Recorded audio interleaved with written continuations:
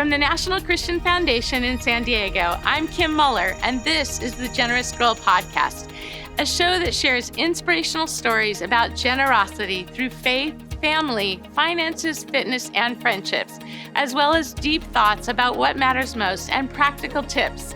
My guests are all amazing women who have overcome adversity and are big believers in hope and in maximizing their time, their talents, and their treasures, and making their lives count. So we're so happy that you're here. Thanks for joining us, and we'll see you next time. Welcome back to the Generous Girl Podcast. I am here with Mary Tomlinson. This is a two-part series. We did part 1 2 weeks ago, and now we're so excited to share with you our conversation all about a woman's purpose and how that's interwoven with generosity. And for those of you who are not aware of Mary Tomlinson, Mary worked at Walt Disney for over 18 years, led teams of 800 to 800 people in Orlando and worldwide, worked a lot with the marketing brand side of Disney, and continued to just really mentor many of these employees, which led her into a coaching business, which led her into helping people determine their two-word purpose statement. So welcome, Mary Tomlinson. It's good to be back. It's so great to have you. And I know that this is such a great conversation that we allowed 2 podcasts for it, because I really want the listener to have time to learn from your wisdom. And you do, for those of you listening who are listening to Mary and thinking she's amazing, which she is, you can hire her to be your own coach. And she does packages where she helps men and women just look at their life and how to lead a balanced life and how to live according to who you are and how you were made. And so I encourage you also to go to marytomlinson.com, and you can learn more about all of the services she offers. But let's start off for the listener who took her 2-word purpose statement test. You talked about they could go to onpurposeme.com to do that, pay $20, the cost of like 3 or 4 Starbucks drinks, and you have your 2-word purpose statement that you can use to navigate, going forward. And I know that you also, what I liked is you had defined your own life into, decades, in my 20s and my 30s and 40s, and what those look like. So for the woman listening, she can think of, okay, this next decade going forward, having this knowledge, what will that look like? How do I live according to that? So take it from there, Mary, about what does a woman do now that she's taken the test? Okay, so let's first talk about, how you think about your 2 words. And so I encourage people to do several things. One is to think about each of the words individually. So we're going to take yours, Kim. We're going to take encouraging significance as our example. So for Kim to say, what does the word encouraging mean to her? And what does the word significance mean to her? Because although we're going to look at what Webster says, Kim's definition and her heart definition of those words is way more important than Webster's. So you just think about, what does each word mean to you individually? Then you can go to Webster's and look at the official definition. I also encourage you to go to a thesaurus and look at synonyms to the word encourage and antonyms to the word encourage. The same with significance, synonyms to significance, antonyms, because all of these give a richness and a depth to our 2 words of what it really means. And the antonyms are important because we talked last time on what we most want for other people as we live on purpose is also what we most need in our own life. So the antonyms are probably going to really ring true, like, oh, there are times I really feel those words. And there's a truth to the fact that none of us are on purpose 100% of the time. We have our on purpose moments and we have our off purpose moments. And so I want to give you also an anecdote to what do I do when I'm off purpose? Because before I did this work, I would have off purpose moments, days, weeks, maybe months where I didn't know how to get out of it. I didn't know what I was in. This was kind of a funk, and I didn't know how to get out. Once I knew my purpose, which is inspiring hope. And my purpose is inspiring hope. So when I was off purpose, I now had a path to get back on purpose. And that path for all of us is when we recognize that we're off purpose. We're kind of feeling the antonyms of both of our words. The path is to first go back to God and say to God. So mine might be discouraging or insignificant. Yes. So it's to go back to God and for you to say, God, my cup is empty. I need you to encourage significance in me. It's going back to the author of our life and asking him to pour in. So it's thinking about what are the ways that God encourages significance in you, and knowing that we've got to go back to him as children to say, please fill me up. The second thing we have to do is, how does Kim encourage significance in herself? What are those ways that we fill up the cup? So we're filling up the cup in order to pour it out to encourage significance to the world around us. So it's thinking through each of those, and it probably sounds very similar to the Great Commandment. Love God, love others, love yourself. So there is cup filling time and there's cup emptying, and we're not just filling a cup to fill it. We're filling it to empty it. The other thing I love about thinking about individual purpose statements is that we can all see our purpose statement modeled in the life of Jesus Christ. So clearly, as we look to him for your purpose statement, Jesus encouraged significance many, many ways.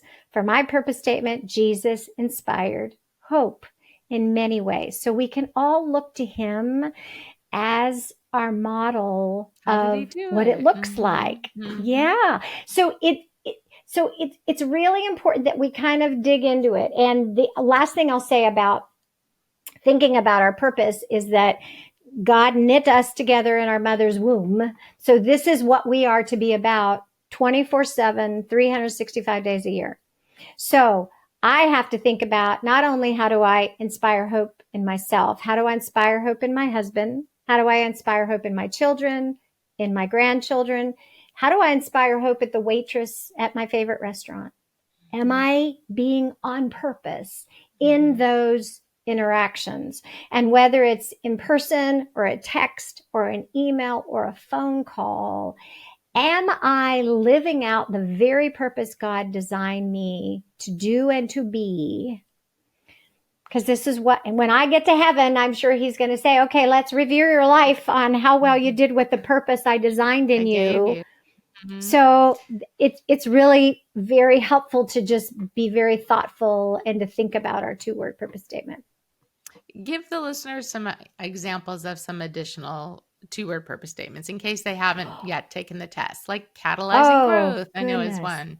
Yes. Cultivating growth is one. Encouraging significance obviously is yours. There's, you think about all the words in the universe, all the objects and all of the gerunds, the INGs, spotlighting truth, expanding territory.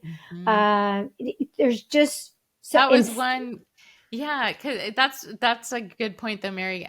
Just to explain how this works, when you take the test, it is like a tournament. So I would see expanding territory, and then I would see encouraging significance, and I would have to choose which one is more like me. Yes. And then if I picked encouraging significance, maybe the expanding territory would go away, a new one would come up, and then against another one. And so you're continually, both might be true, right? But which is the most true for you is how that whole app works. Yes. And I tell people when they go through that tournament, they're in the ballpark. Now they may nail it in that tournament, or they may be close. So if you kind of feel like you're close, either looking at the synonyms of your word can help you. You will get a series of emails from Kevin McCarthy following that assessment to help you refine it further. And I also offer a Refine Your Purpose 1 hour session, one-on-one, to help dig into that. And I want people to know that that's both my business and my ministry. So if someone really wants to do it and cannot afford the fee, we're going to do it anyway. It's You're too amazing. important for me not to do that. This to me is my life work. And it is so important that I want those that say, I really want to do this, we're going to do it. Oh. It's just too important. So I want to encourage people that doing the assessment is great, but they may want to go deeper or refine it further because there's so many choices of words. Sure. And I remember for me, at first we thought mine was inspiring hope, but then the more that we dug into it, we felt like it resonated with me. Encouraging significance is how I've lived in choices I've made in the past and what I enjoy doing going forward. So that was really helpful one-on-one to work with you and, come up with that conclusion. So now help the woman. She's got her 2-word purpose statement, or she's thinking of, taking the test.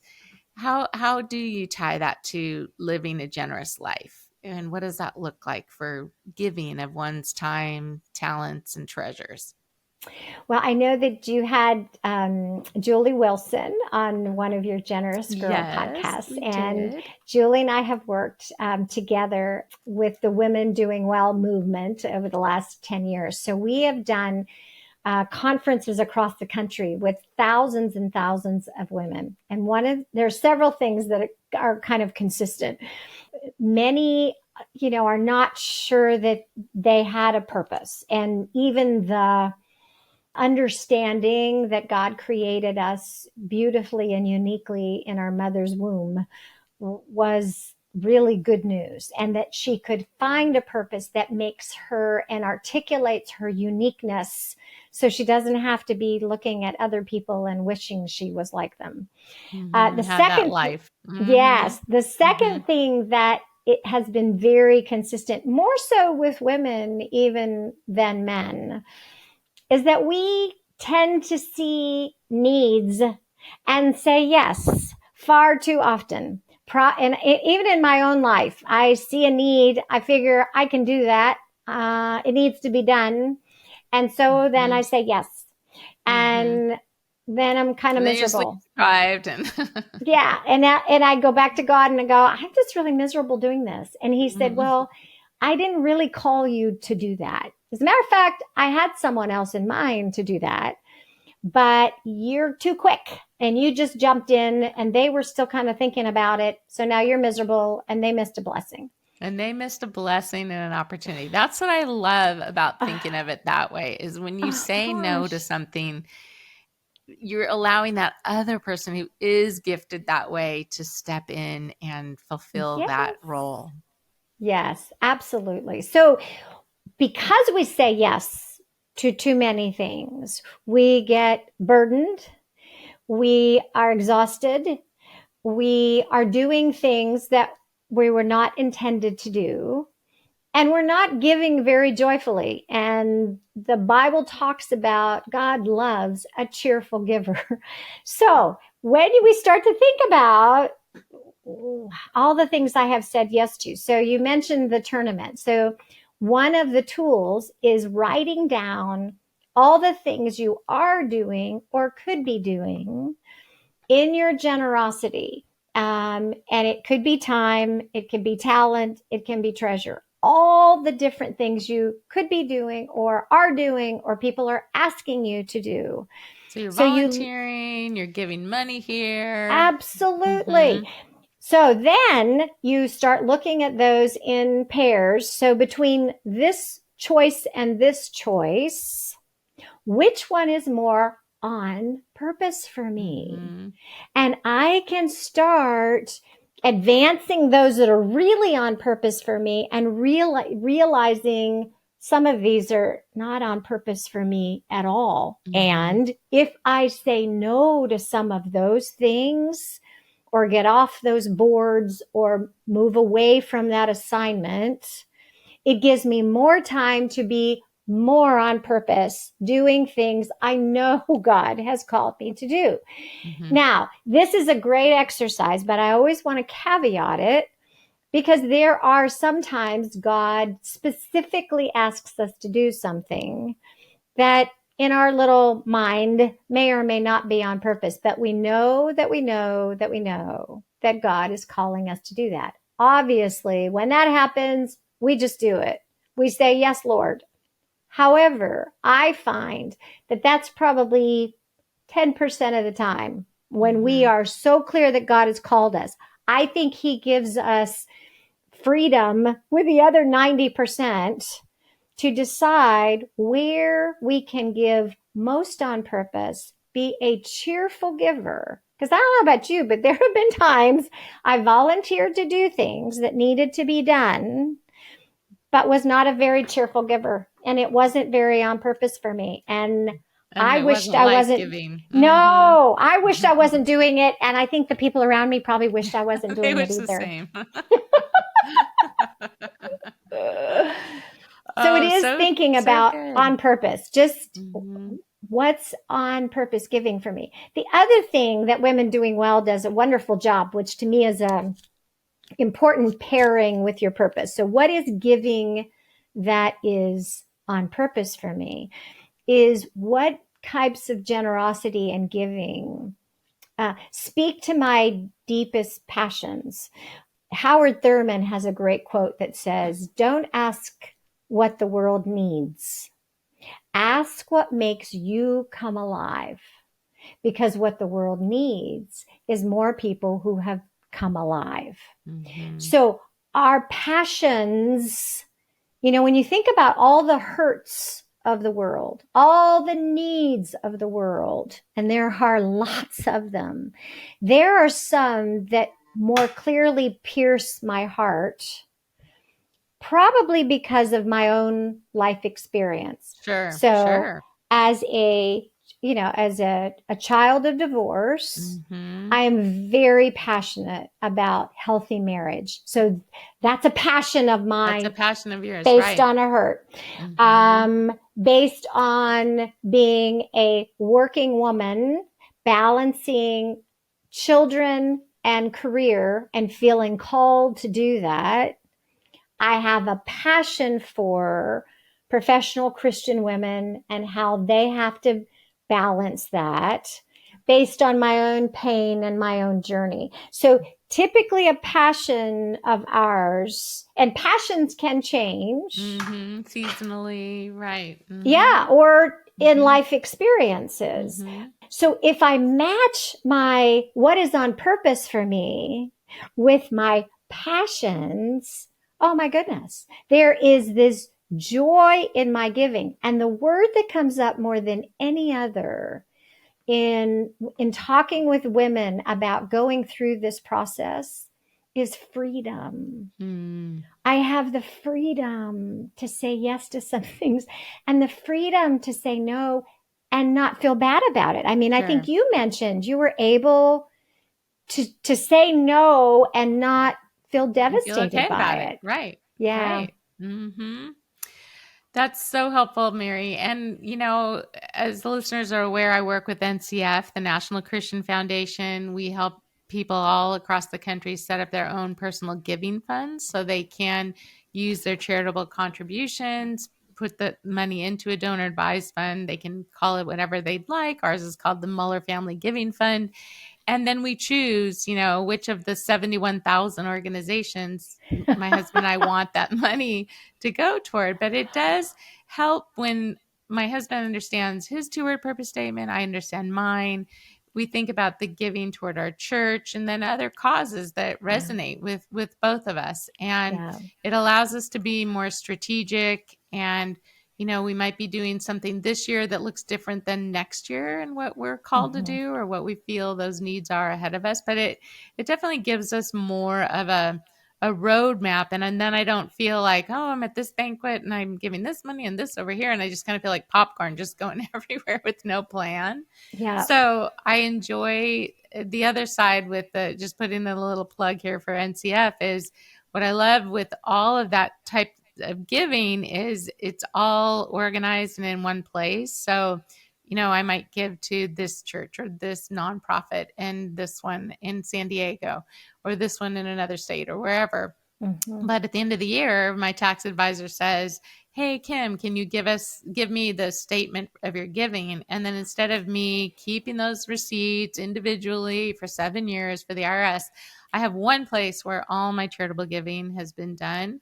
And it just makes me feel like I know how much money we put in, how much money is still sitting there, how much, ready to be given, and where it's gone to. So, along with what you're talking about, it's all tied together with the strategic side of, you individually listening to this podcast, or you with your spouse listening and thinking about, okay, none of these resources are ours. It's, as you said, Mary, God owns it all. So how does he want us to, step out and allow him to maximize the resources? And, maybe we're really called to take a big step of faith, and we're committing a number to some campaign, and we don't really even know where it's coming from, but it's a number God's laid on our hearts. So you do that and you go forward. And I just love, it's kind of like when you think about all the work that's been done with the temperament tests and Myers-Briggs and Strengths Finder, and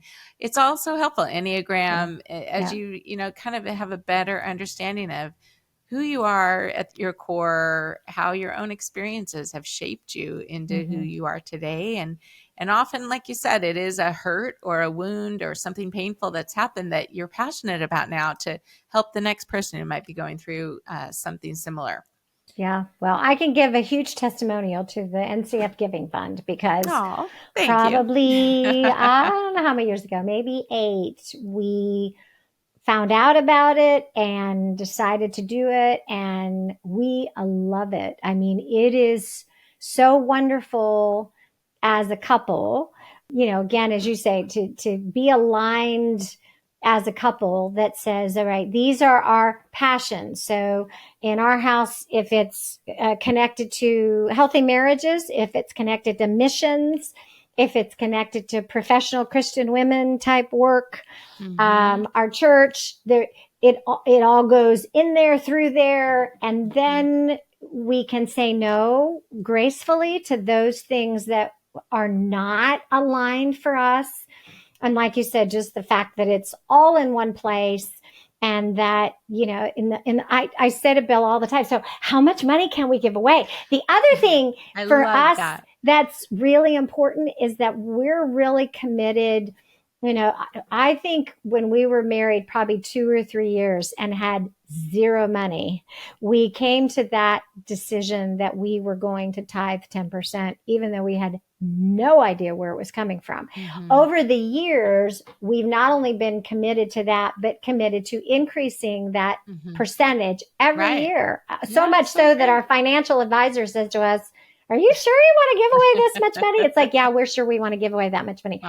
But having it in one place allows us also to know that we are increasing that percentage every year and giving to the things that are really meaningful to us versus, I love your analogy of popcorn, just a little bit everywhere. And if it's a little bit everywhere, it will have a little impact. Versus focusing on that which is uniquely my husband and my story and our story together to make more of a significant impact for the kingdom. So yes, we're big fans of the Giving Fund.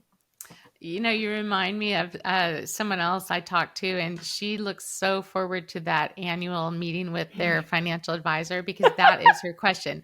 I just want to know how much money we have to give.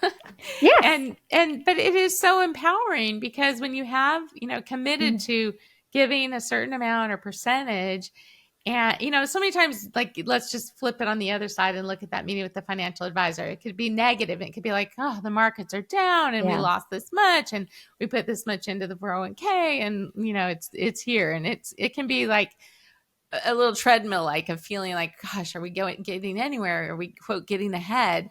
But I think the giving perspective is so fun, because it truly is like Christmas, where you're just thinking of it as this organization could use this, maybe it's $1,000, $100, but they could use it, and it can really change the trajectory of that foster child that's now aged out and no one's there for him or her, kind of thing. Or you're passionate about, helping the homeless or the anti-sex trafficking. So the giving component, we do have such generous laws in our country of the United States to be able to do charitable giving. Mm-hmm. And sometimes I think the fun side of it and the empowering side, we miss that. And sometimes you can even have, let's just say someone's a stay-at-home mom and the husband's the breadwinner, and he's just kind of taking care of the budget and the giving, and then the woman's not even involved, and her passions might be really different than his. So it is so important to be like unified in what you want to do with your charitable giving as you go forward. So that's great. Thanks for calling that out. Oh, I mean, there's just so much joy in it. There's so much joy in giving, and God is so faithful. I mean, he called us, it's all his, and he says, give me 10%, you keep 90. Yeah. And he is so faithful. Bill and I do a lot of marriage mentoring of couples. And this is always a huge point that says, I don't care how much money you have, you got to give 10% to God. And I promise you, he will be faithful. And he is, and never there is joy. Him. No, Never. It's like, test me. And that's right. He says that. And you can't. And I love, what you said about just trying to each year commit to even increasing that percentage. And you can't like make up the stories of how we've had terrible car situations in the last 2 weeks, literally, where I was parked on Pacific Coast Highway having a great meeting with my job. I come back out to my car. I came around the front of it, because I didn't want to get hit because it's a really busy road. So I didn't even look at my car. I just jumped in the car without getting hit, drove home, parked on my driveway. Like an hour and a half later, we go out there where my husband and I are going out to dinner. He's like, Kim, what happened to the car? And someone had fully sideswiped the whole side of it. Like, gracious. Pulled off this whole part of it. And you could tell it was a white truck. It was up high because ours is an SUV. And it just destroyed the I'm laughing. But, it's things like that where I think, okay, God, maybe this mechanic needed the money more than we did. Fortunately, we have insurance, to cover it. But it's holding all that loosely. And, we have a Prius, and all of a sudden my husband's driving at the red triangle. They call it the red triangle of death comes on that. And that just happened last week. So we're just, you just get hit by these different things. And I think that our mindset, the resources, he owns it all. He is our provider. He will take care of us. And there's no one more generous, who gave his own son. And so he calls us to, live a generous life. And, but like in all commands and all things he tells us, why does he do it? To protect us and provide for us. And he wants our best. So. And to join him in the work. I mean, one of the most fun things Bill and I do is when we go to a restaurant, we walk in looking like, okay, Lord, is there anybody here? We should just pick up their check. Aww. We just look, and sometimes there's nobody. But where we live in Wake Forest, there's a seminary. So there's a lot of just kind of dive restaurants that we love to go to. And you can walk in there and you can see seminary families, and the Lord just goes, there's one. And you just tell the waitress, I want their check. I don't want them to know. And there is so much joy in doing those little things where you just participate with God. Now I wouldn't want to give it up for anything, because there's just a joy in it. So true. Wow. I remember someone sent my husband and me $100. We had moved back to California, very tight budget. And she said, I want you to use this, toward Disneyland and go enjoy. And it meant so much, just that she saw the struggles and, raising 4 kids and an expensive area, but it really still to this day, it just really touched us Yeah. with the sweet note that she wrote. And and we all have Yeah. that opportunity with what's before us, and that's great. You make me want Every to, day. the next restaurant I go in, I'll do the same. You just look, because then I'll go in and I'll say to Bill, "Is there anybody today?" And he'll go, "Nope." I said, "Are you sure?" Not today. So there is a discernment there, but there's just so much joy in giving that which we see and that which we won't see until we get to heaven. But I know God is honored and pleased. So my hope in all of this, in tying purpose and passion to giving, is that we can return to where giving of our time, talent, and treasure is fun and joyful and not drudgery and not a duty and not just one more thing to check off a list, because that doesn't reflect, I don't think, the heart of Christ. So it really is being thoughtful and, just taking some faith steps when it seems like a big step, but we know that God's calling us to do it. Yes, so true. Okay, the last time I shared about the On Purpose Person book, if you're watching on YouTube, you can see these pictures of these books. And this is Mary Tomlinson's book, Wholehearted Purpose. You can get that on Amazon. Again, you can go to marytomlinson.com for more information, or if you want her to work as a coach with you. She has helped so many different people. I know she could help every listener out there who's interested in learning more about this whole field. Any closing thoughts, Mary, that you'd like to share to the listener about someone's career, purpose, season before we wrap up?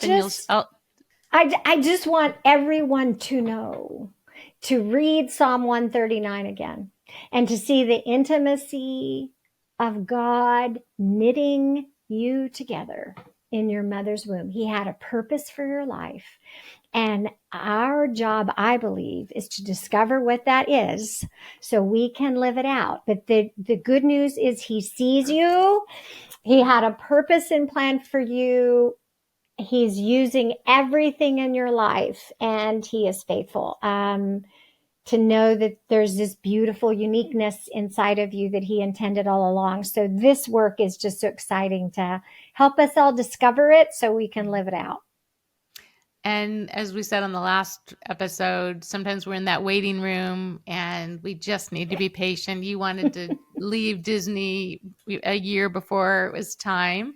Yeah. And then in the end, got a great severance package as a result of waiting. And sometimes we need to just trust when we're in those seasons of feeling like it's got to be time that this happens. And God's like, wait, just be patient. I've got you. I see you. I haven't forgotten about you. And and then, the older we get, also we look back and do see His faithfulness and how He did weave everything together. So it's been such a joy having you. What is a book you're reading right now that you'd like to share? It was so funny. I was thinking about being in my business now for 22 years and remembering back when I first left Disney, trying to find my way. And one of the books I remember reading that had a real impact on me that I just wanted to find again. I had to buy it again because I couldn't even find it. It's called The Path by Lori Beth Jones. And she also wrote Jesus CEO. And both of those books had just a profound impact on me, as well, obviously, as Kevin's books. But right now, I'm just rereading this book from 22 years ago and just remembering how He used it in my life.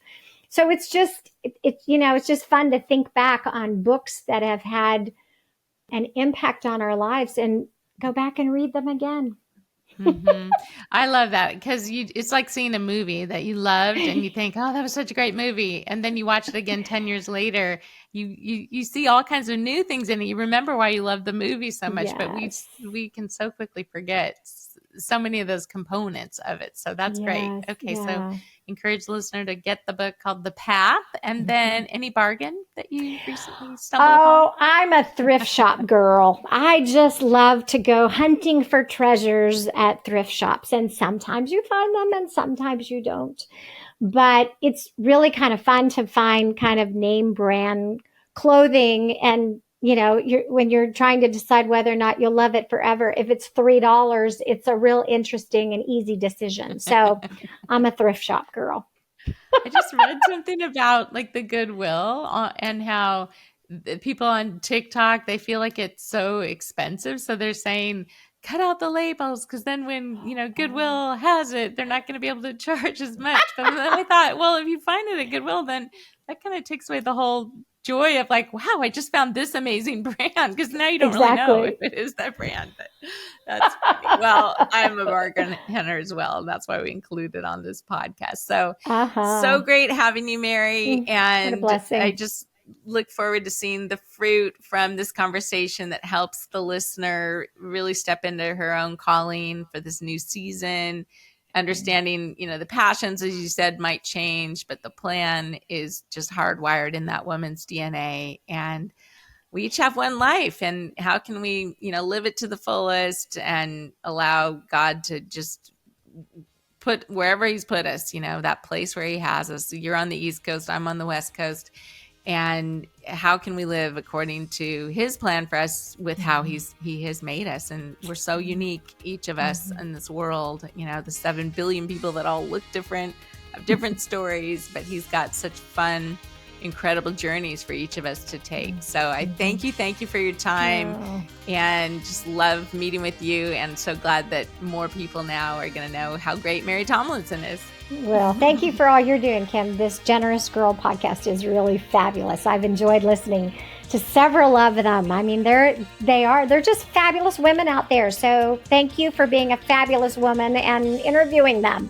Oh, you're the best. All right. Bless you. Bye, friend. Bye. Thanks so much for joining us today on the Generous Girl podcast. We're so glad that you're here. And if you know of someone that you think needs to be a guest on this podcast, please reach out to us. New episodes are released every other week, and you can follow us on YouTube and on all platforms. Thanks for being here, and we'll see you next time.